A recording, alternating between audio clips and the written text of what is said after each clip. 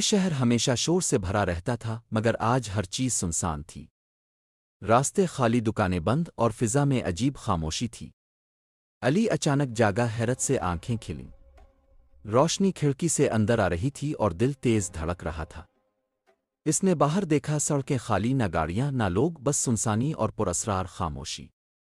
علی نے موبائل اٹھایا مگر سگنل نہیں تھا۔ خوف اور پریشانی نے اسے گھیر لیا۔ اچانک سڑک کے بیچ ایک بوڑھا آدمی کھڑا تھا، لمبی سفید داڑھی، آنکھوں میں عجیب چمک اور ایک پراسرار ہنسی۔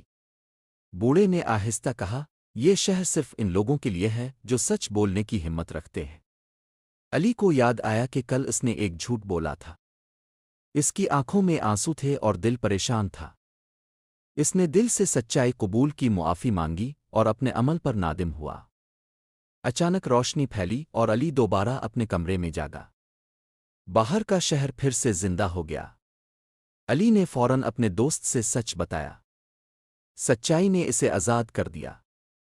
سچ ہمیشہ راستہ دکھاتا ہے۔